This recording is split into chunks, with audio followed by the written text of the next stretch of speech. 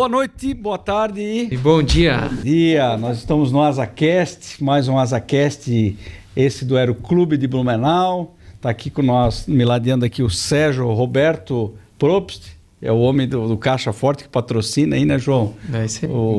O nosso, um dos patrocinadores, né, vamos dizer assim. O mais forte é a Flagete. Então. Vamos dividir a carga um pouquinho, né? A gente vai falar um pouco dos nossos patrocinadores aí. A Nuvem, Hangar 33, Proteção Marcas e Patentes, Labela Pizzaria, que eu já senti até um cheiro da pizza aí, de repente tá chegando, né, João? Tá chegando, Ruka Motos, que é a empresa do Sérgio, motos, aeromotos, motos elétricas, tudo que tem de direito, Flyjet Aviation, Valhall, Nex Atlas e Vale Europeu. É isso? É isso aí. E já, né? Quem sabe, né? Já. Tuareg também, o que vocês acham? Sabe. Sim. Quem é que está com nós hoje aí, ô Sérgio? Faz uma apresentação aí. Bom dia, boa tarde ou boa noite, né? Que seja lá, enfim. Que depende da hora que o cara tá vendo, né? Hoje tá o Marcão aí, né? Um amigão nosso aí. E aí, Marcão, conta pra nós um pouco dessa tua história aí nessa aviação aí. Marcos Geraldi. Pois é. Marcos Geraldi. Seja bem-vindo aí, Marcão, né? Lembrando que o Andrei fala assim, né? Também porque a gente tá no Spotify, né? Então, além do YouTube, a gente tem a plataforma do Spotify, então pode estar ouvindo no carro aí, academia, então temos bastante audiência, graças a Deus. Bem-vindo aí ao nosso programa. Hoje a resenha, o papo vai ser bom, hein? Vamos falar de acrobacia aérea. Todos são, né? Na verdade, todos são. Primeiro, um abraço para a galera aí que tá nos ouvindo, tá nos vendo aí. E agradecer o convite dessa galera entusiasmada, essa galera aí, manete à frente, que eu curto bastante, assim, do Aeroclube. E antes de mais nada, eu quero agradecer também ao Banco Brasa, que se não fosse ele, metade das coisas que eu estou fazendo hoje eu não faria. Então, um forte abraço para a galera do Brasa aí. Legal. E, cara, a aviação é uma coisa muito interessante, porque muitas vezes a gente não sabe como ela começou, e também nem entende o tanto que ela se fixa na gente. E a minha história é muito interessante porque eu sou de São José dos Campos. Com sotaque mineiro, tu é de São José dos Campos? Então, eu acho que eu escolhi o nome da Tuareg, foi um nome assim escolhido pelo fato dos Tuaregs, mas uma coisa que eu descobri é que eles são nômades na época. Sim. E acabou que a minha vida virou bem nômade. Então, eu sou natural de São José dos Campos, meu pai dava aula no ITA, e eu nasci lá. E fiquei um tempo em São José dos Campos, depois nós nos mudamos para Belo Horizonte, depois nos mudamos para o interior de Minas, pelo trabalho do meu pai. Depois eu voltei para Belo Horizonte, depois fui para o Rio de Janeiro, São Paulo, Belo Horizonte de novo, depois Santa Catarina, São Paulo, depois voltei para Santa Catarina. E hoje mora um pouco em Santa Catarina e um pouco nos Estados Unidos, é isso ou não? Então, hoje estou morando em Porto Belo, né? Estou na academia da Tuareg lá, no Costa Esmeralda. Costa Esmeralda. Mas voltando um pouquinho aqui de como tudo começou, um spark que eu tive, assim, foi uma vez que minha mãe me levou no aeroporto. Meu pai, apesar de dar aula no ITA, né, tá envolvido com o pessoal da Força Aérea e tudo, até se envolveu no projeto do Bandeirante e tudo, né? Meu pai não era muito ficcionado por aviação. Ele é engenheiro? Ele é engenheiro. Ele é engenheiro mecânico, elétrico, e estava fazendo mestrado e foi chamado para ser professor lá no ITA. Mas eu me lembro que uma vez a minha mãe me levou, uma das vezes que ela me levou no aeroporto para ver os jatos, os aviões, etc. Nesse dia não tinha avião nenhum.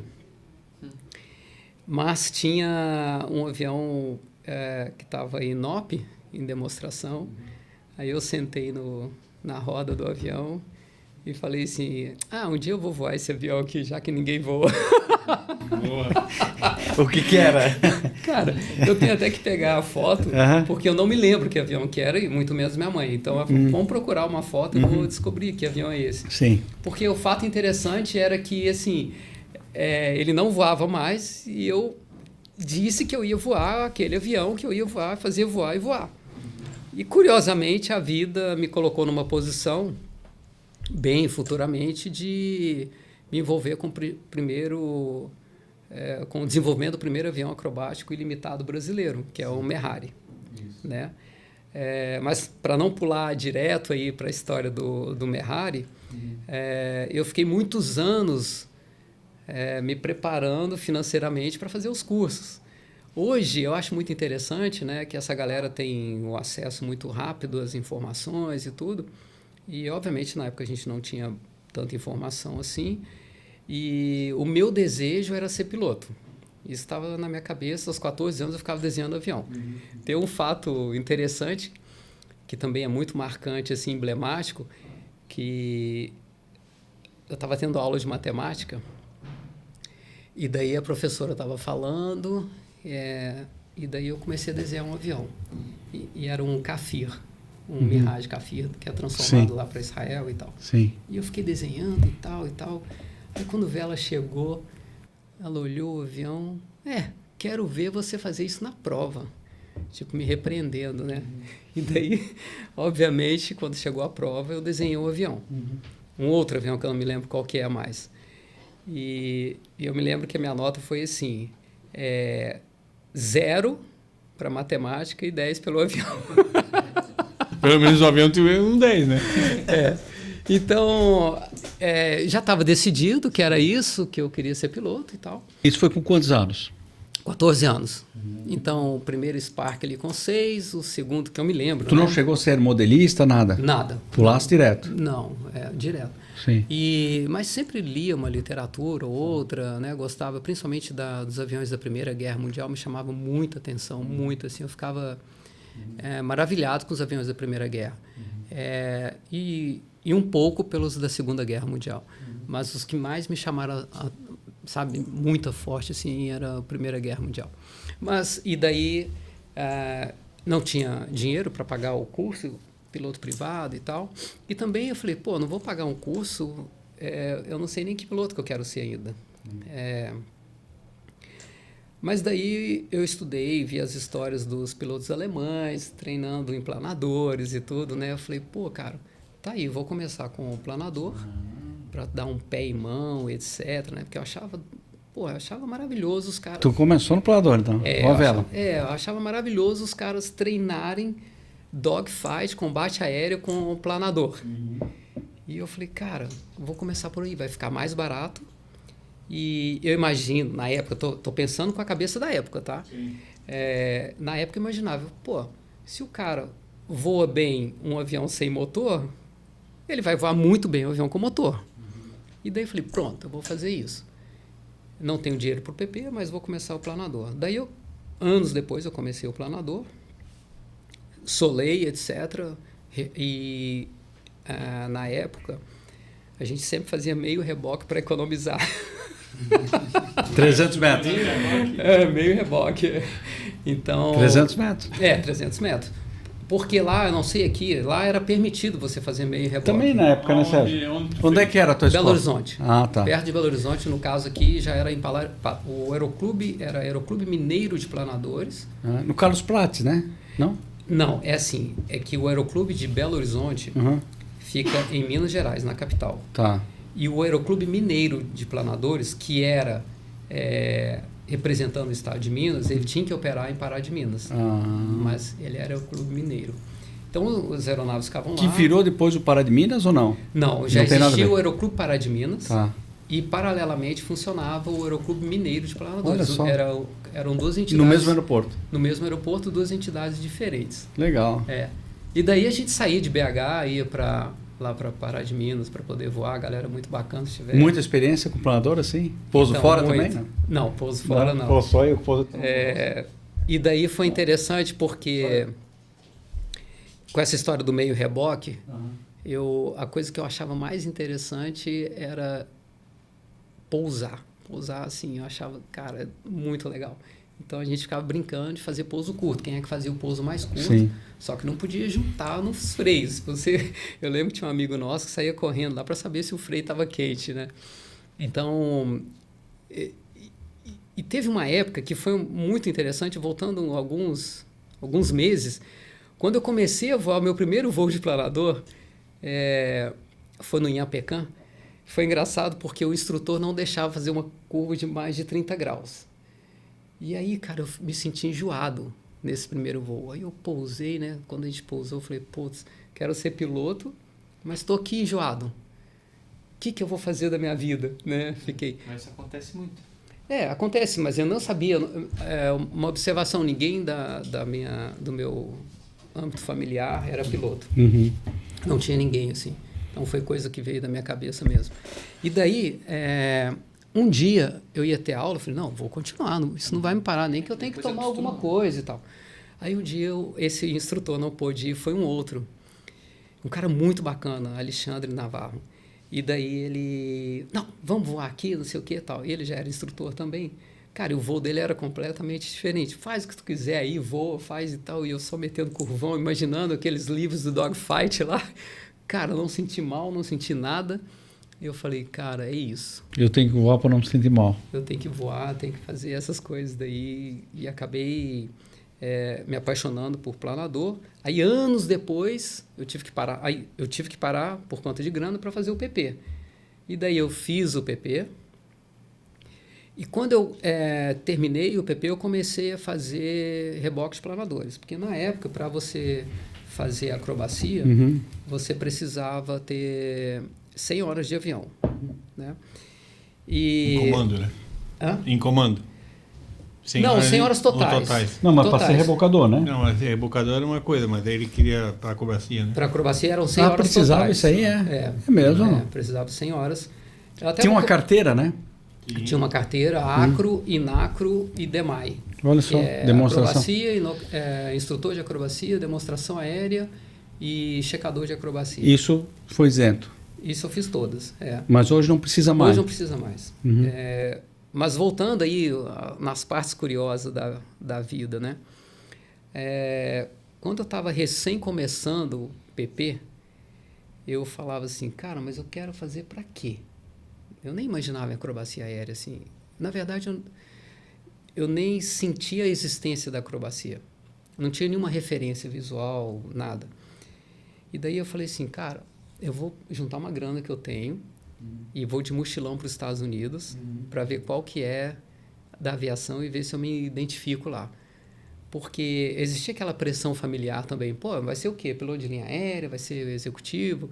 E esses termos a gente nem conhecia também. Ninguém falava piloto executivo. Não era muito conhecido, né? Não, Piloto era piloto, né? Piloto era piloto. Piloto era piloto. Então, eu me lembro que meu pai era diretor de uma empresa e ele falava, pô, você pode ser piloto igual o fulano de tal, né? Na época o cara... Até porque não tinha tanto mercado, provavelmente, né? Não Pra tinha executiva. mercado, não tinha a informação. Isso é interessante, sabe? A informação ela era muito privilegiada, assim, ela não era tão difundida, a não sei por revistas e tal. Hoje, se você der um Google, uma inteligência artificial, você sabe o que você pode falar. Pô, o que eu vou fazer da minha vida como piloto? Aí o cara te coloca um monte de opção. Naquela época, não. Se você conhecesse alguém da aviação, ele poderia te falar, mas se você não conhecesse, tu ficava perdido. A informação era mais distante, né? Distante, completamente. Eram revistas e tal. Mas daí eu falei, cara, eu vou para os Estados Unidos. Na verdade, eu queria ir para a Inglaterra. Porque eu li os livros dos ingleses e achava do caralho. Falei, não, eu tenho que ir para a Inglaterra. Daí, quando eu fui olhar os preços para a Inglaterra, era muito caro, meu dinheiro não dava. Falei, então, eu tenho que ir para os Estados Unidos. Eu acabei indo, juntei uma grana, comprei a passagem e tal. E aí, a parte interessante. Imagina um estudante guardar uma grana para poder fazer uma viagem internacional e não fala inglês. Daí, eu juntei muito tempo essa grana e falei, cara, é tudo que eu tenho e eu vou para lá. Daí, quando eu estava em Guarulhos para embarcar, eu passei, obviamente, todo cara com 22 anos. Eu tinha 21, sei lá. Isso faz quanto tempo, Marcão? 21. Eu tinha 21 anos, mais ou menos. Entendi. 22, por Tu aí. tem o que hoje? 40? Eu tô com 59. 59. 59. Tá. E daí, quando eu... Eu ia dizer 40 e pouco. Eu achei uns 40. Tá louco, cara. Agora me assustou aqui. É mesmo? Sério, não vão, Não parece. Tá vendo? Ó? Viu, Andrei? Como Pô, é que agora é eu fiquei o negócio? contente. Não preciso nem fazer mais a recaustagem, né? Para com teus botox. E daí eu peguei... Tá, eu passei numa livraria, né? Naquela época tinha Óbvio, o aeroporto tem, né? Vende, só que era mais revistas do que hoje em dia. E daí, cara, eu me lembro que eu cheguei numa delas lá, fui procurar direto coisa de aviação. E daí eu vi um cara, numa revista, na capa, um cara de braço cruzado, assim, um senhor, óculos Ray-Ban, bem essas coisas da aviação, né? Bem americano, né? Bem esse Estilo essa piloto. atmosfera. Sim, Tem essa atmosfera. estereótipos e piloto. Essa atmosfera de botar um cara velho, entre aspas, né? Mais experiente, óculos Ray-Ban, braço cruzado, olhando para o infinito e um Mustang atrás. Um P-51. Aí eu falei, cara, eu quero ver essa revista. Aí eu comecei a olhar a revista lá e comecei a ler a história desse cara. Eu estava para embarcar para os Estados Unidos, né? Eu ia para San Diego. Aí eu olhei lá, o cara foi assim, a história dele, ele, em resumo, ele pegou... ele queria ser piloto, mas ele era um colono lá nos Estados Unidos e todo mundo falou assim, tá louco, não vai, isso não é para você, não sei o que e tal. Não, eu quero. Aí um dia ele comprou um Cessna quebrado, consertou esse Cessna e depois ele voou esse Cessna, aprendeu a voar esse Cessna. E daí ele falou, cara, é isso que eu quero. E ele começou a comprar, arrumar avião, vender e tal.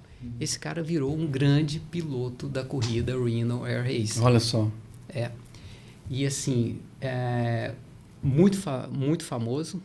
E aquilo ali mexeu tanto comigo. Eu falei, cara, eu posso ser um piloto de corrida aérea. Tá aí uma coisa que eu gostaria muito de fazer. E tu acredita que eu não queria mais ir para os Estados Unidos? E eu fiquei olhando para a passagem, pensando no meu dinheiro e pensando, cara, eu vou gastar dinheiro lá, eu já sei o que eu quero, eu não tenho mais o que fazer lá. Por muito pouco eu não embarco. Falei, cara, mas tá, a ideia era eu ficar 4 meses. Falei, cara, tal. Fui para os Estados Unidos, fui para San Diego, só que já querendo voltar. Porque eu já sabia o que eu queria. Aquela hora eu falei, é isso que eu quero ser piloto de corrida aérea. Eu nem sabia se existia corrida aérea no Brasil, não sabia, nada. Nem acrobacia eu imaginava. E daí eu fui, não sei a Esquadrilha da Fumaça, todo mundo conhece, mas a Esquadrilha da Fumaça é uma coisa militar que pra gente era, entre aspas, inacessível, né? E daí quando eu cheguei, eu falei, não, já tô aqui, eu vou. Resolvi aí. Daí fui para lá. E nos Estados Unidos tem uma coisa interessante que é o Student Pilot, que você faz o curso, inicia o curso de PP, e quando você sola, você pode voar onde você quiser, só não pode levar ninguém. E é aí que é a coisa interessante, porque o meu dinheiro era para 4 meses, e eu estava morando bem perto, por escolha, da American Flyers, era uma escola que tinha lá em San Diego. E eu falei, cara, eu vou fazer o seguinte, eu vou fazer umas 3 horinhas que meu dinheiro dava, 3, 4 horas, e vou embora mais cedo para o Brasil. E aproveito e vou aqui, né? Tinha alguns clubes lá de voo à vela e tal, mas falei, eu vou fazer isso. E daí eu fui para a escola, para American Flyers, perguntei o preço, essas coisas todas, e falei, cara, eu vou me engajar nisso. E fiz a prova, né? E comecei a voar. E é interessante que é bem San Diego mesmo, um tráfego muito intenso. Na época, eu não sei hoje se Miramar, o Top Gun ainda é Miramar. Miramar. Então, voava ali ao lado, me sentia o Top Gun, porque os caças decolavam ali, passava F-14, etc. Aquelas coisas. Era próximo mesmo, né? É colado. Eu pegava um corredor lá, visual, que passava do lado de Miramar. E a faculdade onde eu fiquei, porque para ficar barato, eu fechei um curso de inglês numa faculdade. Faculdade Internacional de San Diego, uma coisa assim, se não me engano. E aí ficava próximo e... Cara, a gente lá, jogando vôlei, vendo os caça passando. Só faltou me chamar de Maverick, né? Porque... Foi nessa época, mais ou menos? Não, foi um pouco depois, né? Foi um pouco depois. Top Gun, acho que é 87, 86. E eu fui para lá em 91. 91, 92. Tá. Mas o que foi interessante? Daí eu paguei, comecei a fazer as aulas, aí o cara, pô, tu já tá voando, você já voa. Eu falei, não, nunca voei, nunca tinha voado avião, nada, nunca nem... aquele manche que tu pega assim, eu chamo de yoke lá, pra mim era só stick, né? Entendi. Tinha voado planador. Planador. E com 3 horas ele me solou. Caraca. Com 3 horas. E só levou 3 horas porque eu estava aprendendo fonia, nunca tinha feito fonia nem em português. Estava aprendendo inglês. Porque planador geralmente não faz quase. Hoje até faz um pouco mais, né? Mas na época não fazia fonia. Não fazia também. No aeródromo que a gente voava não tinha nada, e enfim. Provavelmente era só o planador, não tinha nem outros voos, né? Até tinha lá, mas assim, era bem aqui, né? Quando eu estava fazendo o curso, era um ou outro só. Fim de semana ninguém estava voando direito, a operação era bem pequena. Mas ir lá, chamar solo, chamar tudo, que o aeroporto que a gente estava, aeroporto congestionado também. Então, e daí eu achava bom que quando ele pagava as panes, né? Aí eu me sentia em casa. Todo piloto de planador adora pane, porque ele voa, né? Então, voa em pane. Então direto, assim, sem motor. Se tem uma coisa que eu acho que vale uma dica é... Fazer o curso, né? Fazer um curso de planador. Todo piloto deveria. Se não me engano, a Lufthansa, você é obrigado a fazer o curso de planador, e todos os alemães voam bastante planador. E é muito bom para a segurança, muito bom para o feeling do avião, né? Eu costumo falar assim, hoje eu dou aula de acrobacia, depois nós vamos falar sobre isso, mas eu costumo dizer assim, a vantagem da aula para o piloto de planador é que, além da sensibilidade, eu vou chamar de sinestésica, de sentir o avião, ele tem uma sensibilidade auditiva que o piloto normal não tem. Porque o piloto de planador, ele está... via de regra, ele tem que prestar muita atenção no assovio do avião, etc. Inclusive quando está em térmica, etc., do planador, né, da aeronave. Então, quando eu vou com pilotos que foram pilotos de planador, eu percebo que eles ficam mais atentos a isso. Eu acho muito bacana, muito bacana. Se a galera voar ouvindo mais o avião, ajuda muito. Então, eu fiz esse Student Pilot, tirei a carteira, fiz alguns voos lá, não foram muitos. E depois voltei para o Brasil. Voltei para o Brasil encarnado que eu queria ser piloto acrobático. E tu chegou em algumas corridas em Reno, assistir? Não, porque Reno, acho que era setembro que acontecia na época. Eu não lembro, é um período. Até que não era longe, né, de onde eu estava. Sim, no Arizona, né? Mas eu não fui... Imagina assim... Eu comia donuts porque é a coisa mais barata que tinha na época. Eu tomava suco de laranja porque eu descobri que o suco de laranja era mais barato que a água. Então eu ia naqueles hipermercado e comprava litros de suco de laranja porque o litro d'água era mais caro, né? Então, tem uma curiosidade sobre isso. Eu ia para o Aeroclube, para a escola, né? Na verdade, no Aeroclube era American Flyers, que até hoje... Sim, lá é privado, né? É, privado, lindo, grande, muito bacana, assim. E um dia eu cheguei lá, meu primeiro voo, eu vi aquela pacote de donuts, assim, sabe? Tudo aberto, assim, café. Aí o cara, não, pode comer e tal. Aí eu comi, não, pode comer, isso daí sobra e fica. Cara, eu falei, cara, é meu almoço. É que nem nós com a pizza aí daqui um pouco, né, João? Mas aí o grande lance, outro grande lance também, né? Daí eu fui, voei, até conheci um cara bacana lá, um empresário do Canadá, que foi lá para fazer a mesma coisa, mas ele queria ir até o PC, né? Porque ele gostava de avião e ele mexia na área de TI. Implementou uma empresa que ficou muito grande internacional depois. E Bjorn Larsen, ele era norueguês, morando no Canadá. Legal. E criou a Vortec, que eu imagino que a Vortec deve estar gigante hoje. Ele faleceu recentemente. Mas assim, eu tinha visto a hora de voo e feito as contas. Cara, eu vou voar de 3 a 5 horas.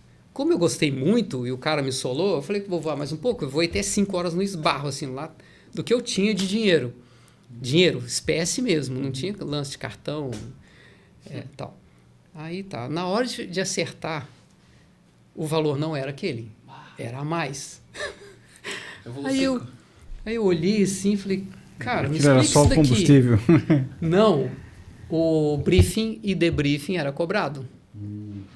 Então a hora de voo é uma coisa, a hora do instrutor de briefing era outra. Aí eu não sei onde é que eu consegui uma atitude lá assim, que eu falei, olha, não estava escrito que eu não sou daqui, eu não sabia, vocês não me falaram que era uma coisa. Aí ele foi lá dentro, conversou, voltou, não, ok, pode pagar. Aí eu Já estava com medo de ser preso lá, de ficar devendo, né? Mas aí, graças a Deus, deu certo. Paguei, voltei para o Brasil. E olha só como são as coisas. Dessa época, que foi aproximadamente 92, até 98, eu não vi nem cheiro de avião. Eu falei, eu preciso guardar dinheiro para fazer meus cursos, para fazer isso, para fazer aquilo. E por que eu decidi acrobacia? Porque eu fui lá para ver corrida aérea e etc. Mas todo dia eu vi os Blue Angels voarem. Quase todo dia eu vi bastante eles voarem. Que é dali, né? Que é dali. Uhum. Vi os Top Gun, vi as acrobacias, eu falei, cara, no Brasil deve ter acrobacia. Então, eu vou começar por acrobacia, depois eu vou para corrida aérea. Ali que te despertou, então. Ali que me despertou. Quando eu voltei para o Brasil, eu falei, não vou procurar nada e vou juntar grana. Aí trabalhei com outras coisas, etc. Quando chegou a época, daí sim eu fiz o PP, fui me perguntando para as pessoas onde é que eu poderia fazer acrobacia, quem que conhecia quem, etc, etc. E teve um outro caso também que vale a pena mencionar. Uma vez eu fui visitar minha avó no interior do sul de Minas. E ia ter um show aéreo lá. Eu falei, cara, eu vou lá nesse lance para ver qual que é. Eu tô querendo isso, etc, eu vou lá. Porque nem no aeroporto eu ia. O desejo era tão grande de voar, de fazer acrobacia, de fazer as coisas, que eu não queria nem chegar perto, sabe? Eu me sentia aquele cachorro que passa ao lado de uma... Geladeira, aquela do frango. Do frango, televisão do E ficar cachorro. lá e ficar babando, olhando para aquela... nada. E não fazia nada. Então, eu nem chegava perto para não... Mas como eu estava lá, eu falei, cara... E eu já era piloto de planador e tal, tem uma galera que voava planador, eu falei, eu vou lá. E daí, a fumaça chegou e chegaram 3... Eu vou falar com a visão que eu tinha da época, tá? Não com a visão que eu tenho hoje, em termos de avião. Chegaram 4 aviões pequenos, vou falar como eu estava na época, que eu não sabia quais eram, que eram biplanos. Isso eu já sabia que era biplano, que se chamava aviões. E daí, pretos, e estava escrito assim, bruxa. Então, a esquadrilha bruxa... verdade, de Christian Eagle, né? Era Eagle e Pitts. Uhum. Hoje eu sei que eram os Eagles e Pitts. Verdade, E daí eu vi eles voando, cara, falei, puta merda, cara, que coisa linda, sabe? Assim, aquilo ali me chamou muita atenção. Eu vi o Coronel Braga também, falei, cara, que maravilha isso daqui e tal. Mas o que me tocou mesmo, assim, o que me chamou muita atenção foi a bruxa, porque aquilo ali me fez sentir parte. O resto era uma coisa assim, que lindo, mas não sei se eu... Mas como que você tá alcançar lá, né? como é que eu vou alcançar? Eles eram de onde, a escolha da bruxa? Então, eles eram militares, né? E cada um de um lugar, São José dos Campos, etc. Cada um, não vou lembrar agora de onde eles eram, mas eu sei que eles eram fabianos e se juntaram e resolveram fazer essa esquadrilha bruxa Texat. E o que me chamou muita atenção? Um dos, se não me engano, era o Ferrolho, o quarto, cara, o jeito que ele voava, e quando ia para a ala, e quando voava assim, aquilo ali soou como um violino para mim, porque a esquadrilha toda voava bem, mas esse cara era diferenciado. E lembra que eu nunca tinha feito acrobacia nem nada, mas eu era muito apaixonado por avião, e eu olhava os detalhes, ficava olhando assim, mas por que ele não está balançando? Por que o outro isso? Por que aquele ali está para trás? Ficava assim, me perguntando, né? Eu não tinha ninguém para perguntar, eu ficava me perguntando isso daí. Cara, imagina o seguinte, que quando eu me tornei gente financeiramente para poder pagar meu curso de acrobacia, eu comecei a procurar onde é que eu vou fazer esse curso, né? Nem sabia que existia um curso homologado. Tinha poucos, né? Curitiba, Minas e Porto Alegre, né? Então, o que aconteceu? Se eu não me engano. Os 3 lugares. Rio Grande... É isso. Porto Alegre... Não, que a gente sabia, né? Mas tinha mais. Eu vou te contar onde é que tinha mais. E daí eu falei, na época, a minha irmã já estava namorando com o coronel da Força Aérea. Coronel. Era um cadete da Força Aérea que... Depois virou coronel. E aí eu fui e falei com ele assim, cara, na época ele já era tenente já. Eu falei, quem que você conhece que voa, isso anos depois de eu ter visto a Esquadrilha Bruxa? Quem que você conhece que voa? Eu conheço fulano e ciclano. Aí eu falei, me fala de algum deles para eu entrar em contato para saber. Eu falei, então fala com o Camelier. Meu cunhado falou, meu colega de turma, não sei o que e tal. Aí, e ele voou na Texat. Voava, não estava voando mais, ele achava que voava. Aí eu liguei para o Camelier, ele, pô, cara, eu adoro isso, eu amo isso, mas eu não tenho tempo, não vou poder, etc, etc. Eu falei, você que voava na Bruxa? Eu voava na Bruxa, eu voava o Eagle, tal. Ou seja, o Camelier era o cara que eu olhei e falei assim, puta que pariu. E esse cara, ele foi considerado, na Força Aérea, o melhor, um dos melhores, se não o melhor, um dos melhores, os 5 melhores pilotos da história da Força Aérea. O pai dele também foi muito bom. O pai dele também. Tanto é que depois ele saiu da Força e foi para a Embraer, piloto de ensaio e tudo. E ele falou, porra, eles me chamavam de Marquinho. Todo mundo sempre me chamou de Marquinho. Marcão foi só depois da aviação. E aí ele falou assim, olha, eu não estou, mas eu vou te indicar um cara que está envolvido com isso, que era o Riquelme. E eu não sabia de acro, não sabia de nada. Aí olha o desejo. Por isso que eu falo para as pessoas assim, o desejo, quando ele é ardente, ninguém te segura. Sim, quando ele queima dentro para fora, né? Você não pensa nos comos, você pensa no porquê. Entende? Então, assim, eu liguei para o Riquelme e o Riquelme, muito prazer, não sei o que, me atendeu super bem, ele era o presidente da Acro, que até então não sabia que existia. Ele falou, olha, eu não estou dando aula. Aí eu já dava aquela, putz, e agora, o que mais? Mas tem um cara que está dando aula lá em Sorocaba e nós estamos com Decathlon e etc. E eu, legal, então me passa o telefone. Aí liguei pro cara. Cara, olha, é tão forte isso, é tão forte que eu não me esqueço até hoje também. Quando eu liguei para ele, chama Sommer. Oi, Sommer, Marcos aqui, não sei o quê, eu quero fazer o curso, eu queria saber como funciona, etc. Aí ele me falou como era, no Decathlon e tal. E eu falei, quando é que pode ser? Aí ele falou assim, quando você quiser. Não. Eu falei, não, peraí, mentira. Alguém do outro lado da linha está dizendo que quando eu quiser, porque quando eu ligava era, não sei, não vai dar, e não sei o quê, não sei o quê. O famoso pano preto. Eu não digo pano preto porque as pessoas têm outras prioridades, sim, etc. Então, realmente, às vezes não pode. Eu consigo entender isso hoje. Na época, era difícil. Mas daí, só que era em Sorocaba e eu estava em Belo Horizonte. Eu falei, cara, é o tempo de pegar um ônibus e ir. Pode ser amanhã? Posso, eu chego aí amanhã. E daí, fiz as contas. Falei, cara, eu consigo fazer esse curso em uma semana. E daí, 2 para checar, porque na época eu tinha que checar. Eu fui para a Acro, fiz as aulas e realmente me apaixonei pela acrobacia. Eu falei, sim, e agora? Na época, era também assim, o DAC exigia, para você ser piloto de acrobacia, você tinha que fazer 10 horas. E para ser instrutor de acrobacia, 50 horas. Puta que pariu, como é que eu vou... Pois é. Desculpa o termo 50 aí, né? horas de acrobacia. Tudo certo. Só que eu era estava tão assim, empolgado e querendo e gostando, sim, que eu falei, cara, eu vou ensinar para a galera que está voando aqui, que tinha outros pilotos, e em troca eles vão me dar aí ponto 1, ponto 2, ponto 3 de voo, o que der, né? E assim eu fiz, eu comecei a voar com eles. E era onde? Isso foi em Sorocaba. Era no Aeroclube de Sorocaba? Era no Aeroclube, só que a Acro, ela funcionava separado. Né? É uma associação, né? Uma associação. Que eram os Decathlon que existem até hoje, né? Até hoje, Quem foi teu instrutor? Então, o Sommer. O Sommer. O Sommer.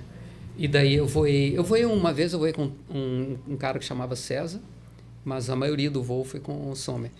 E daí ele que também falava assim, voa com o Marcão, não sei o quê, que aí eu aproveitava e ensinava para a pessoa com quem eu estava voando e ela me dava tal, e eu ia somando as horas até chegar a 50 e tirar o meu Inacro. E daí, quando eu tirei o Inacro, aí eu comecei a dar aula no Decathlon, no Tango Zulu Vitor. Que está até hoje, né? Lá, né? Ele está até hoje, só que agora eles operam em Mogi. Isso, eles saíram dali, né? E daí, outra coisa interessante também, assim, eu fiz o curso, comecei a dar aula para a Acro, né? lá em Sorocaba, e a Acro, na época, começou a ter, até por iniciativa nossa, instrução itinerante, que era assim, vamos levar o avião para algum aeroclube e vamos ficar lá 3 meses. E depois retorna o avião, desde que o aeroclube aceitasse. E, obviamente, o aeroclube... Eu não conhecia ninguém do aeroclube lá de Minas, mas eu falei com o presidente, falou, não, eu tenho muito interesse, não sei o quê, pode trazer, vamos fazer isso. Aí tinha os contratos, o que tem que fazer, o que tem que cuidar e tudo mais. Cara, quando eu cheguei com o avião lá, nesses 3 meses, eu voei, em média, 20 horas de acrobacia por mês. É assim, até hoje eu nunca voei tanto. Na minha história inteira. É bastante, né? Muito. É muito. A média é 10 horas, Pois é. 7 horas. É assim. bastante. Foi muito, 20 assim. horas. Foi um... Tanto que daí, o presidente do Aeroclube falou, pô, Marcão, nós temos uma aeronave aí que está... que era o Christian Eagle, Zulu Mike Golf, ela está parada tem alguns anos e tal, de vez em quando um voa, mas parada no sentido assim, não está produzindo, etc. Aí eu até falei, eu tentei voar e não consegui, porque não tinha instrutor disponível, né? Tinha alguns que voavam, mas, obviamente, pilotos executivos, então o cara não tem como ele se dedicar a tudo, fica complicado mesmo. E eu tive um grande amigo, que eu fui padrinho dele na aviação, que ele chegou a dar aula, né, no Eagle, e eu cheguei a ligar para ele, e ele falou, puta, Marcão, você é o único cara que eu não poderia falar não na minha vida, porque hoje esse cara está na Emirates, hoje esse cara é um dos, se não me engano, um dos poucos pilotos que vou chamar de diretoria, não sei se o nome correto é esse, que é a diretoria da Emirates, voo com ele, só voo com ele. O cara virou assim, e foi da minha época de planador. E eu sou padrinho dele porque todo mundo que me chamava para executiva, mesmo como PQ, não, tira, paga o seu PC, você voa. Eu não queria, meu foco era aquilo. E eu passava para ele. Eu não vou, aí eu consegui um Tupi para ele voar, do Tupi ele passou para um Minuano, por competência também, óbvio, né? Do Minuano ele foi para um Seneca, do Seneca ele foi... ele teve um antes do King Air, que eu não me lembro qual foi. Ele foi para o King Air, depois ele foi para a linha aérea, aí ele foi dispensado da linha aérea porque estava mandando gente embora na época. Eu consegui um emprego para ele de controle técnico em outro lugar, para ele se sustentar. Depois ele foi para a China, e ele me ligava da China falando assim, cara, estou fazendo toque arremetido de 737, de não sei o quê, de tanta grana que a galera tinha lá. Enfim... Só para vocês entenderem o perfil. E ele dava aula no Eagle. De vez em quando. Não posso. Não vou poder, sinto muito, eu tomei um susto. E Sério? ele falou. Ele e o irmão dele. Como é que é o nome dele? Marcelo. Marcelo. Tá voando na Emirates? Tá voando na Emirates. Junto com o nosso sócio aqui, né? O Félix. Félix também é comandante da 380. Também eu aqui. conheço. Félix deve conhecer ele. Sim. Marcelo Brasil. Marcelo Brasil. Fala sangue com o Félix. bom pra caramba. Sangue muito bom. E, que legal, cara. Enfim, aí não podia. Cara, aí um dia eu falei... o presidente do Aeroclube queria montar um departamento de acrobacia, etc. Viu que voava bastante. Aí eu me lembro que eu falei assim, tá, eu dou aula nesse avião. Só que, a partir de hoje, não tem regra nenhuma para voar o avião. Nenhuma. Não tem que ser PC, não tem que... Nada. O cara tem que entrar e voar. Chegou no Aeroclube, fala, eu gostaria de fazer um voo. Entra e voa. Porque o Aeroclube precisava faturar. Né? E outra coisa,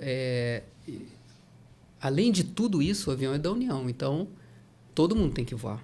É o avião de todo mundo. Então, um piloto me solou no avião. E daí eu comecei a dar aula, me envolvi com acrobacia ali, vamos dizer assim, profissionalmente. Comecei a dar aula, fazer show aéreo, e daí a coisa... Que foi primeiro o Decato e depois o Christian, né? Isso, depois o Christian. E engraçado, né, Marcão, que hoje, né, nós estamos em 2025, tu volta com o mesmo avião e tu também, às vezes, vai lá dar instrução, né? No Mike Golf, é isso, né? Isso, exatamente. Ressuscitaram de novo, né? Que legal. Eu fiquei com esse avião até...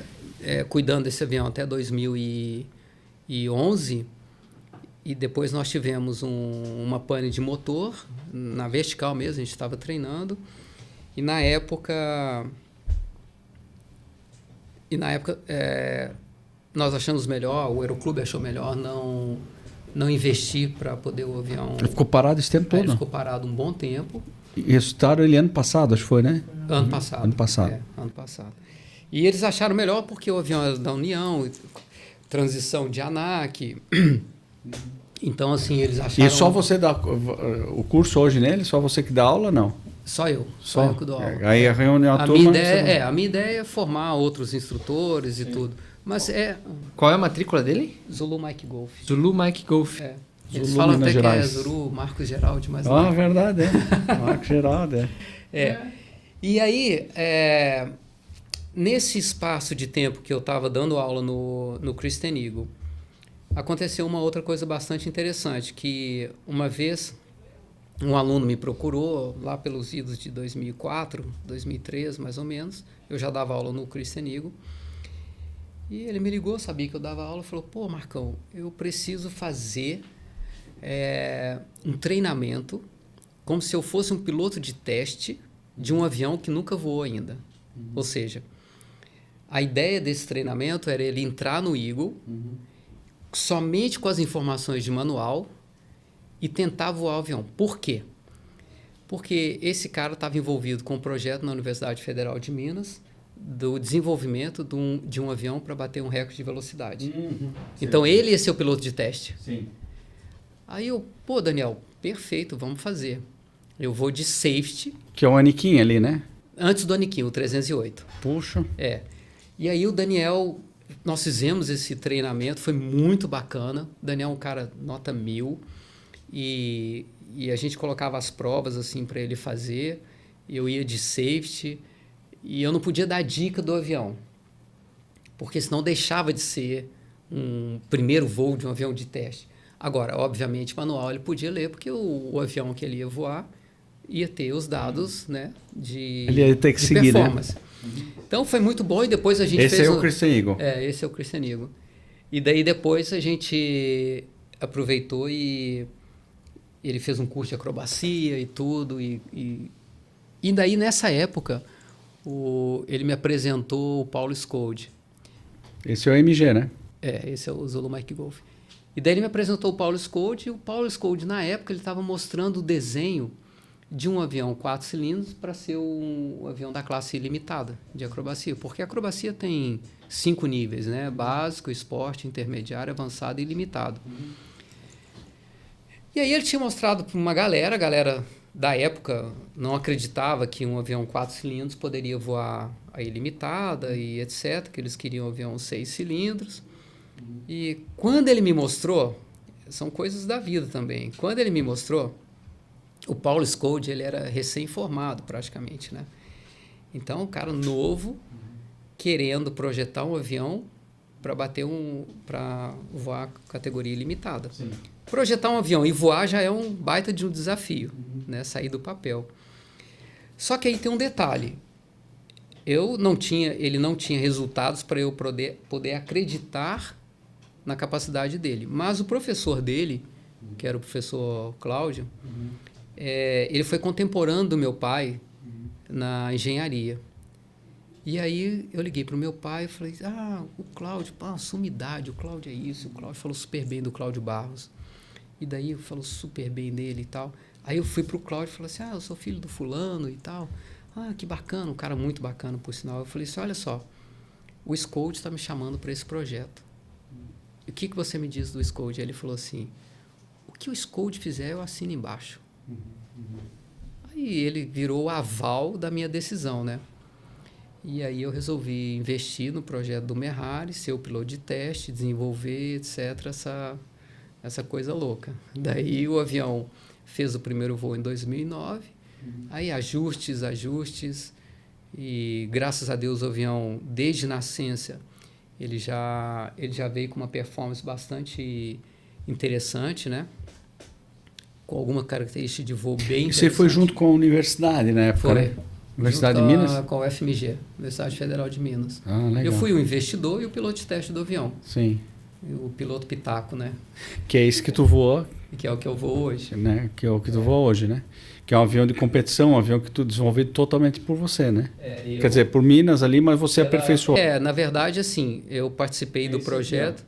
Se tu digitar lá, acho que O Merhari tem. com H, Merhari. Pode Charlie Eco Alfa CEA 309 Merhari. Tá aqui, ó. Zulu Tango Golf.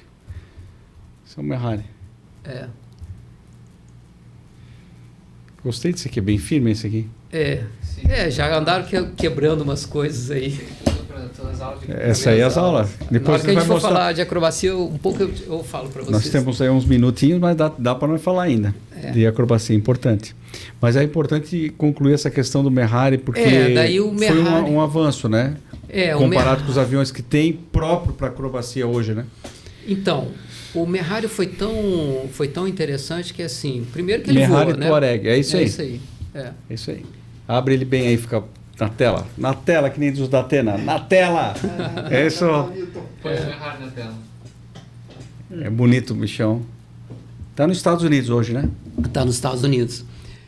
Então, aí o Merhari nasceu, daí foi uma campanha de ensaios, 30 horas de ensaio em voo, etc. Essas fotos, inclusive, são fotos da época do ensaio. E É bonito ele. E depois, como eu disse, ele já nasceu bastante promissor, mas a gente ainda queria reduzir mais o peso. Depois a gente parou o avião, fez a asa em carbono, que é a primeira asa. Vocês trocaram a asa, né? Trocamos a asa depois, porque senão ficaria muito caro fazer o primeiro logo todo de carbono, né? E depois a gente reduziu o peso. Aí o Paulo saiu do projeto aproximadamente em 2012 e ficou comigo o avião. Comecei a desenvolver, melhorar algumas coisas, né? Imagina o seguinte, eu falo que Deus, ele abençoa a gente com a nossa ignorância, né? Porque se eu soubesse em que eu estava entrando hoje, provavelmente eu não entraria. Porque o próprio Nicolai, que foi campeão mundial, ajudou a desenvolver o Sukhoi. Quando eu conheci o Nicolai, ele me perguntava assim, onde é que estão os outros protótipos? Eu falei, Que geralmente você faz 3, 4, 5, o né? Sukhoi fez 7. Aí eu falei, não tem outro protótipo. Ele botou a mão na cabeça, vocês estão loucos. Olhou para mim e para o Paulo, vocês estão loucos. Paulo, como é que você faz o cara andar? Foi melhorado em cima do mesmo, né? Do mesmo. Então, enfim, deu certo, melhorei o avião. E daí, quando ele estava em 2013, de 2013 para 2014, eu consegui deixar de uma maneira tal que já dava para competir. Aí eu competi em 2014, venci com ele.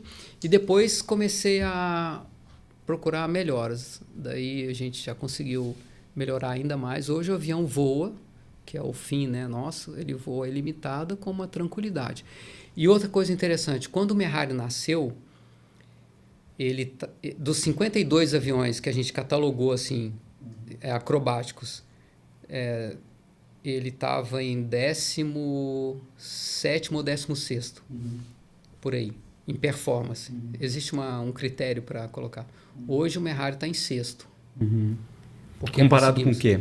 Com tudo, com Extra 330, com Sukhoi, com Pitts, inclusive com aviões que não se fabricam mais. E hoje esse avião está nos Estados Unidos, se tu fosse demonstrar ele lá, né? Então, ele aí está lá, né? Chegou num ponto que a minha ideia é montar o segundo avião e colocar no mercado, oferecer no mercado como uma E vender o proposta. projeto. Vender o avião, não o projeto. Claro, se aparecer alguém para comprar o projeto, a gente, óbvio que interessa. Mas a ideia é vender o avião em kit, em forma de kit. E daí Ele está lá como o quê? Demonstração? Que está o prefixo nacional brasileiro ainda? Brasileiro. Mas ele Você está o quê? pode voar, você pode... não tem problema nenhum você voar um avião. Mas ele não foi exportado, ele está lá como demonstração. Não, ele é exportação temporária. Ah, entendi. Então a gente já renovou porque, infelizmente... Ele está no Texas, né? Tu agora falou. está no Texas. Na fábrica do Colt? Texas Aircraft. Ele disse que está lá dentro da fábrica do Colt. Falou Não dentro, mas no mesmo aeroporto. Ah, tá. E daí tu falasse, tu vira Direto eu tô com o Caio lá, galera legal. muito bacana e tudo. no Texas. Legal. A cidade chama Rondo. E daí agora a minha ideia é terminar o segundo avião. Eu já fiz alguns voos lá, a galera ficou bastante impressionada com a performance do avião.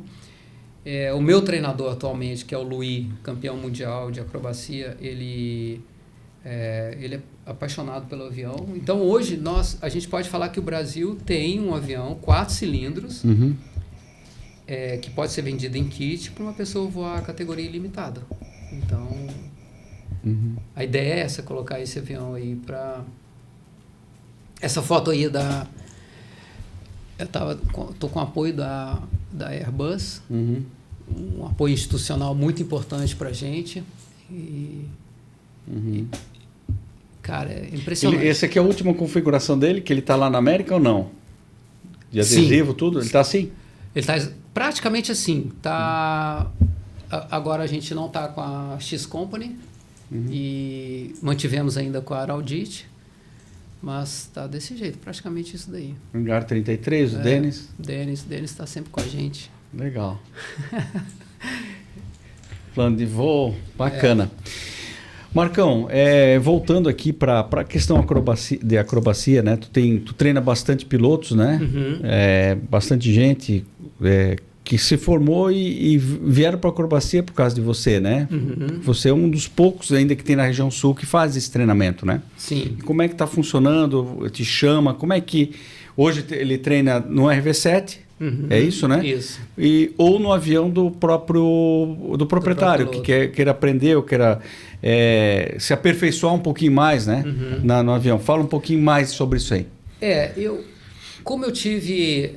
Todo mundo tem, né? Enfrenta algumas dificuldades para começar. Eu também tive. Aí eu me propus assim, falar o seguinte: nunca ninguém vai deixar de voar por minha causa.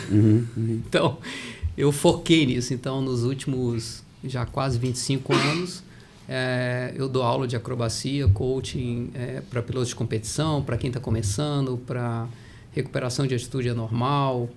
Então, eu tenho um RV7 que eu também dou treinamento nele. Mas hoje em dia o que eu tenho feito mais é dar o treinamento no avião da própria pessoa. Né? E parcerias com aeroclubes também. Eu vou por aeroclube, a gente monta alguns... Estão montando um negócio aí, né?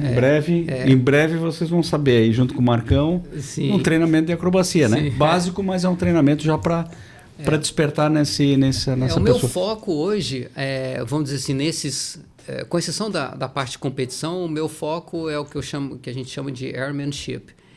Estruturar o psicológico do piloto, né? Porque a atividade de pilotar ela é bem diferente da atividade de guiar, dirigir um carro. Então, a preparação vem lá atrás, né? Então eu procuro fazer com que esse piloto encarne esse estereótipo que ele está entrando numa atividade muito segura, muito profissional, e ele tem que ser bastante profissional para fazer isso. Então, para outros esportes, para outras atividades, é quase natural você já encarnar esse paradigma, esse espírito, né, do que você vai fazer. Por exemplo, se eu sou um mergulhador, o ato de vestir, de colocar os equipamentos, já me faz a minha mente profissionalizar. O avião, a pessoa tem que tomar muito cuidado, principalmente o piloto que não é profissional, que tem um avião por lazer e etc. Ele precisa adquirir esse airmanship para quando ele for fazer aquela atividade, ele está ciente do que ele está fazendo, que não é só bater a mão na chave. Tu sabe que o Marco também foi meu treinador, né? E uma das falas tuas, né, naquele treinamento do RV Performance, né? A gente está nos RV Performance aí pelo Brasil afora, que são os proprietários da RV. Dia 22 vem outro, né? É isso aí, agora em agosto. Eu me lembro que alguma coisa tinha que ter o significado quando tu envolve a aeronave. Tu lembra disso? Lembro, claro. Qual que é o teu sempre quando tu entra na aeronave? É a luva. Tu sabe que eu copiei isso, né? Tem que copiar. Eu copiei isso. Pô, André, tu tá fresco, tá andando com luva. Cara, é impressionante. Eu comecei a usar o mesmo sentido. Eu vou voar... Tá lá no avião. Não, é claro, porque daí tu... que daí tu relembra... porque é diferente tu pegar um cio e sair voando. avião da acrobacia é diferente. Assim, Peso, balanceamento, bomba, combustível. Daí tu tens uma outra maneira tens um voo mental antes. Isso. Parece que aquela luva lá faz uma diferença. Eu não sei se todos fazem isso, mas tu salientou muito isso. Aham. Né? Se não fazem, deveriam, porque assim... O Fabrício bota o chapéu para trás, né? O Fabrício bota o chapéu para trás. Bota o chapéu para trás. Cada um tem uma maneira de Isso tocar. é muito importante, porque na programação neurolinguística você tem algumas coisas que são âncoras. Né? Você precisa criar algum gatilho, alguma coisa que te faça a você se posicionar naquele foco do que você vai fazer. Então, o jogador de tênis tem uma coisa, o outro tem outra, ou de repente você... Tem muita gente que usa um tênis diferente para poder voar. Então, isso aí também já ajuda. Então, assim, voltando nesse treinamento que eu faço nos aeroclubes, etc., assim, que é o airmanship, a ideia é, primeiro, passar tudo isso para o piloto e como isso daí tem que ser feito. O embarque no avião, como tem que ser feito, e depois o ato de voar. E aí sim, as recuperações de atitude anormais, que você vai colocar o avião em outras atitudes, etc. E como que você vai sair. Mas o espírito que você tem que entrar para esse voo já tem que ser um espírito adequado. E outra coisa bastante importante, aproveitando também aí, uma das funções que eu acho que eu tenho também é quebrar muito paradigma na aviação. Aviação, de maneira geral, para o público leigo, é uma coisa assim, muito longe, né? Muito difícil, que é para poucos. E isso não tem nada a ver, nada a ver, nada mesmo. Não só eu, como várias outras pessoas, isso daí não tem nada. E outra coisa, e particularmente com relação ao upset recovery e acrobacia aérea também, não tem que ter habilidade especial nenhuma. Todo mundo é capaz. Eu falo assim, se você sabe andar de bicicleta, você vai ser um bom piloto, sabe?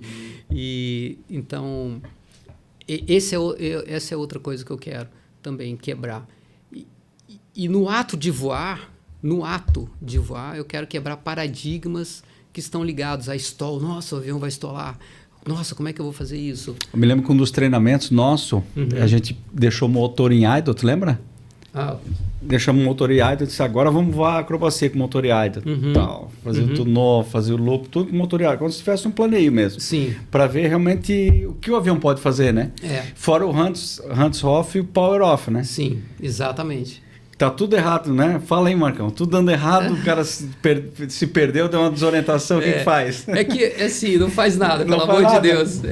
Tira a mão. Tira a mão. O avião volta a voar, cara. Porque assim, o avião foi projetado para voar, nós não, Tira né? a mão. A tua mãe não pegou e falou, vou projetar. Então, assim, incrível que pareça. o avião, quem atrapalha... baixo também. Também? Pois é. Quem atrapalha o avião voar é o piloto. Sim. Então, o piloto que estraga, né? O piloto estraga. Eu vejo nos treinamentos, assim, o avião pedindo, pelo amor de Deus, para voar, o piloto querendo que ele voa, mas o avião não está voando. Por quê? O piloto está dando um comando errado. Uma coisa que eu uso também, que é bem interessante, é assim, o avião, ele é um garçom. Ele te entrega o que você pede. Se você pedir errado, ele vai te entregar o que você pediu. Se você quiser você quer um suco de laranja e pedir um suco de laranja, mas no fundo você está querendo um suco de abacaxi, mas falou para o cara que é laranja, vai trazer laranja. E o detalhe é que a diferença é que alguns garçons são muito rápidos e outros garçons são lentos. Mas, e ainda tem aquele garçom que te pergunta, você tem certeza que você quer suco de laranja? Então tem aviões que vão te perguntar, cara, isso que você está fazendo, isso que você está fazendo, não sei se vai dar certo, mas eu vou fazer, é isso mesmo? O cara insiste aí, faz, dá merda. E outros aviões, não, se você pedir, ele já te responde na hora.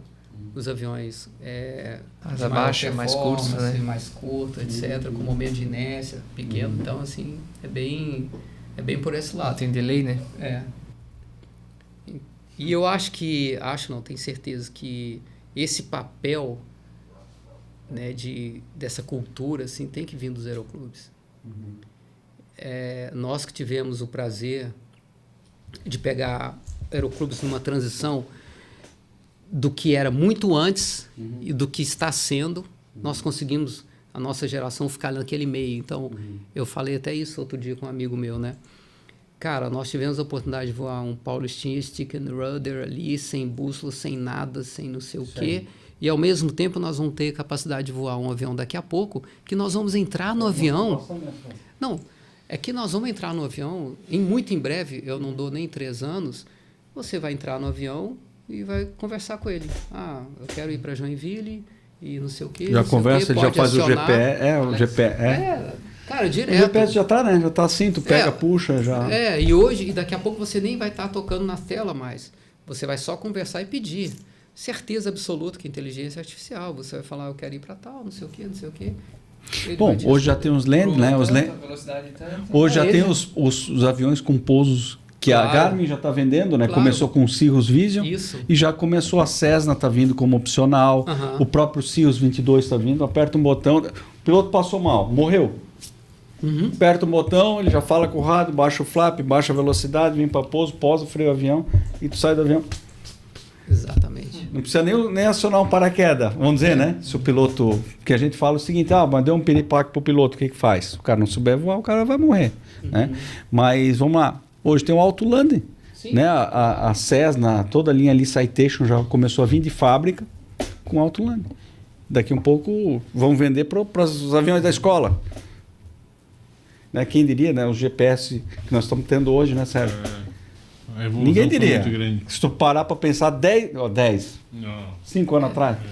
A carreira do piloto... Só que depende de onde que ele vai, né? No meu sentimento, ela vai ter uma mudança, né? Mais para um gerenciamento... Isso, mais um gerentão, né? Do que realmente o piloto, né? Já é assim, né, Marcão? Já está bem assim. Não totalmente, mas talvez ali 60% e tal. O que eu quero dizer, assim, bem lá no passado, a tripulação era composta por 4, engenheiro, navegador, piloto, copiloto, mecânico etc. junto. Foi diminuindo, mecânico, muito bem lembrado, diminuindo. Aviões hoje já pode voar com um piloto só, Single etc. pilot. E daqui a pouco não vai ter piloto, vai ter uma pessoa responsável para a condução daquela máquina. Isso é fato, né? Já tem... operador de TI, vai. Já tem coisas acontecendo na China, com transporte de pessoas, etc, etc. E que eu acho bastante saudável. As pessoas falam, mas não vai ter mais piloto. Não é assim que funciona, né? Outro dia eu estava numa conversa... Mas não te cortando, mas voltando para trás. E esse piloto raiz, que é o cara que gosta de voar o avião convencional, que gosta de voar acrobacia, isso tu acha que também vai diminuir? Eu acho, mas assim, não no sentido negativo. Eu acho porque, assim, obviamente, as coisas vão acontecendo, os interesses vão mudando, né? Vão mudando. Então, eu estava até conversando outro dia com uma pessoa, assim, um grupo de pessoas, aí ele estava falando, mas hoje o piloto não sabe nem... Vou citar coisas simples assim, né? Não sabe nem usar um ADF, não sabe... Aí eu fico pensando assim... Mas pra quê, né? Eu perguntei para ele, você sabe usar astrolábio? Sim, também não. Numa boa, mas eu perguntei. Cara, lá no passado usavam astrolábio, depois usavam isso. Então, para que você vai querer que um piloto saiba usar NDB, ADF, etc.? Não vai precisar nunca mais. Não vai. Então, assim, respondendo a tua pergunta, eu acho que vão existir pessoas pelo esporte e pelo prazer do voo. Como tem o voo à vela, como tem a acrobacia, né? Que você realmente está comandando o avião. Obviamente, esses esportes vão sofrer grandes alterações, né? No caso da acrobacia, em termos de composição de juízes, de cálculo de notas. Eu entendo que tudo que vai acontecer a partir de agora vem para ajudar nessa métrica da acrobacia de competição. O avião vai continuar sendo. O que vai acontecer, na minha visão, para os aviões é que eles vão mudar performance. Isso, com certeza, eles vão mudar. Razão de rolagem, penetração vertical, peso, tudo isso vai mudar. Tanto é que nas acrobacias do passado, hoje as categorias estão voando muito mais pesadas do que lá no passado, porque a máquina desenvolveu, né? Então, especificamente, no esporte da acrobacia, o que eu acho que vai alterar nos próximos anos como serão dadas as notas, e isso vai ser muito interessante, porque você vai ter inteligência artificial, você vai ter softwares trabalhando para que você Para até te avaliar, né? Para essa avaliação. Uhum. Então, só para a galera entender, na acrobacia, a cada 5 graus que você está fora de onde você deveria estar, você está perdendo um ponto nos 3 eixos. Então, imagina a inteligência artificial com isso. Então, já existe, o Paulo Scold desenvolveu um software que você coloca no avião, um chip, e você... Quer dizer, não precisa nem estar para o lado de fora, está dentro do avião mesmo. Ele está no avião. Não, depois você descarrega o teu voo no computador e vai fazer uma análise do teu voo, com tudo que você precisa saber. Não precisa ir nem longe, né, Sérgio? Não sei se na época tu participou de campeonato planador. Eu cheguei a participar. Palmeiras, né? Campeonato de voando, era máquina fotográfica com filme, e tu tinha os pontos para bater, né? Isso. E o ângulo, o ponto. Não dá para assim, aqui tem uma igreja, não dá para tu vir aqui e bater aqui. Não, tem que ser do ângulo tal da igreja. 45 graus. E aparecendo a ponta da asa, vinha e clec. Isso. Eu me lembro que uma vez eu levar fiz uma 2 competição. máquinas Uma vez eu fiz uma competição, cara, daí eu falei, Sério? Levava 2 máquinas fotográficas. Nós fizemos uma competição, às vezes participei, daí eu falei assim, putz, será que eu bati a foto, cara? Daí voltava. Ficava agoniado, pau de novo, falei pra garantir, né? E na máquina tava ferida, daí aparecia a hora que tu bateu, a hora que tu decolou, a hora que tu bateu. E aí depois tu chegava lá, a primeira coisa ele arrancava a máquina, né? E mandava revelar, e quando é que ele ia saber? No outro dia. Daí tu ficava agoniado, nem dormia. Pra saber se o filme deu... Primeiro, se o filme deu certo. Segundo, se tu bateu. E terceiro, como é que ficou a revelação do filme. Que loucura, né, cara? Hoje é GPS, tu passa ali, tá. GPS, ele mesmo vai te dando os pontos. Tu vai passando sendo os pontos. Né? Se a gente parar pra pensar, né? O próprio planador, né? O próprio planador hoje tem um equipamento, né, Sérgio? Que tu está subindo e já te dá a rampa para ver se tu está no aeroporto A ou B ou C, se tu consegue chegar. Na época, né? Não, porque esse planinho aí não... Né? Tem que dar uma calculada, lembra? Lembro. Putz, será que eu chego? Deixa eu girar mais um pouco. Lá, hoje não, tem um computador e já... E o planeio final? Pois é. Que tu tinha que enfiar o nariz embaixo para chegar. Pois é, mas daí tu não sabia, tu tem que calcular, porque tu não sabia se tu chegava ou não chegava. Se chegasse alto, né? Pois é. Então, assim, legal, né? E o planador é muito legal. É uma coisa que eu gosto, vou ainda, né? Mas é uma coisa que eu quero voltar a competir ainda, é planador, cara. Tenho vontade de... Eu comparo... Não sei se eu tenho idade mais para isso, mas... Eu comparo muito assim também eu vejo a evolução da Fórmula 1, né? Então, cara, desde quando existe Fórmula 1, né? Sim. E carros e corrida e etc. E as coisas continuam existindo, então... E evoluindo. E evoluindo. A maneira, a métrica vai ser diferente, os carros vão ser diferentes, mas a competição sempre vai existir. Uma das coisas que a gente nota aqui na escola, né? Lógico, a escola ela se profissionalizou nos últimos anos, né, Sérgio? Vamos dizer assim. A rapidez que os caras também estão ficando prontos. A gente se assusta um pouco.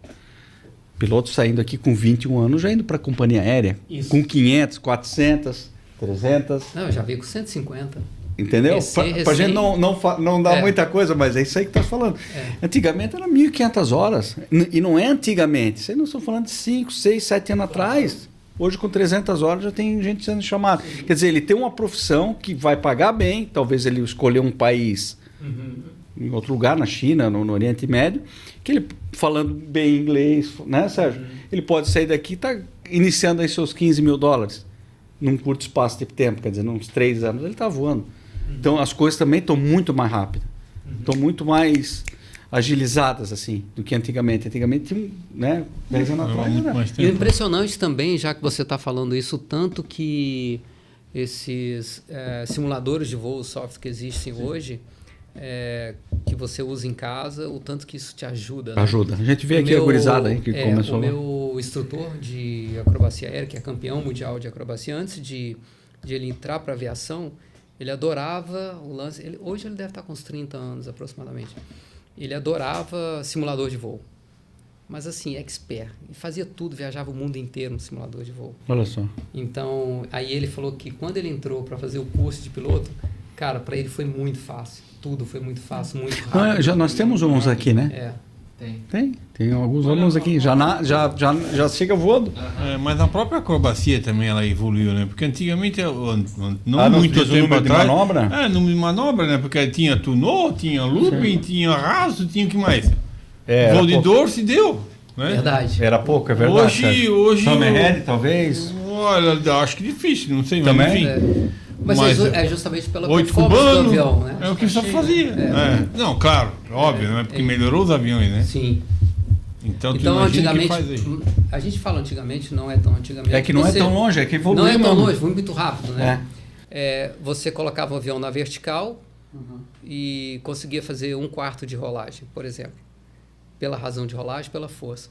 Hoje você coloca um Merrari da vida na vertical, sai fazendo 3, 4, 5... Acho que o meu recorde lá foi, não sei se chegou a 10 rolls. O RV dá quanto? O RV vai dar uma volta e pouco. Na subida. Na subida. Até no... Eu me lembro, a primeira vez que eu fui em Oshkosh foi em 98. E lá eu vi um cara com pitch, aquele pitch tem uns 500 HP. Ah, sim. Deve ser o... Da Oracle. Sean Tucker. Esse cara. Cara, e acrobacia no Brasil. Imagina. Isso. Imagina 98 acrobacia no Brasil. Era raro. Isso. Não tinha quase nada. Aí tu chega lá, vem um cara daquele, fazia que o avião, ele vinha com o avião assim, puxava assim e passava assim a pista com segurando no motor o avião. Ah, tu trazer. Legal. Eu acho uma oportunidade interessante porque, assim, a gente está falando de tecnologia, né? Certa vez eu li, me corrijam se estiver errado, mas eu li num livro que, assim, nos primeiros 1.500 anos, deixa eu lembrar aqui, o conhecimento da humanidade nos primeiros 1.500 anos foi dobrado nos 500 anos seguintes. Olha. Depois, ele foi dobrado a cada 100 anos. Depois, ele foi dobrado a cada, vamos dizer assim, 50 anos. Sim. E hoje, o conhecimento está sendo dobrado a cada 2 anos. Ô, louco. Olha. 2 anos. Principalmente na medicina.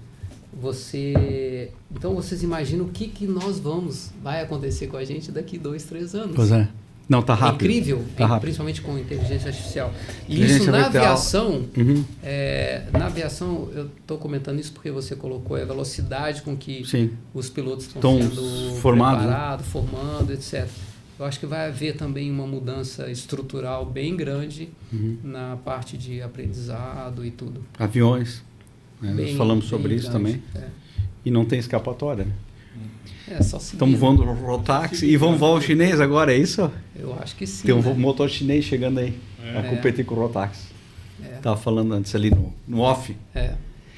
Pessoal, poxa, a conversa tá boa, mas eu acho que eu vou ter que dividir em 2 capítulos esse troço aí, viu, Marcão? Vai ter que voltar. Que faltou uma parte bem grande. Faltou, mas isso é bom. Tá bom, isso é bom, porque daí você fica atento nas próximos capítulos, né, João? Segundo capítulo do... Pessoal, obrigado. Mais um AsaCast fechando. Obrigado, Marcão. Geraldo, obrigado, Marcão. Instrutor, parceiro do Aeroclube, né? Tava vendo não hoje. Não esqueça, dia 8 de novembro, é isso, né? É isso aí. Próximo 8 de novembro, Fly-In. Vamos ver se o Marcão vai estar com a gente aí, né, Marcão? Vai, se né? estiver na América, vamos ver. 8 de novembro, atrações, aviões da Primeira e Segunda Guerra Mundial, show aéreo, acrobacia aérea, voos em formação. Exato. Tudo e mais um pouco. Voo panorâmico. 8 de novembro, voo panorâmico, food truck, churrasco. E tem o feijoada. Picolé, doce, tudo que precisar tem. No pátio geral do Aeroclube, Pátio geral do Aeroclube de Blumenau, isso aí. Não esqueça, 8 de novembro de 2025. Do aeroporto, é isso aí. É o 7º, né? Sétimo Flame. Aguardamos vocês. Nossos patrocinadores, Nuvem Hangar 33, Proteção Marcas e Patentes, La Bela Pizzaria, Ruka Motos, Flyjet, eu ia falar jet ski, Flyjet, Valhall, Next Atlas. Um abraço a todos, até o próximo programa.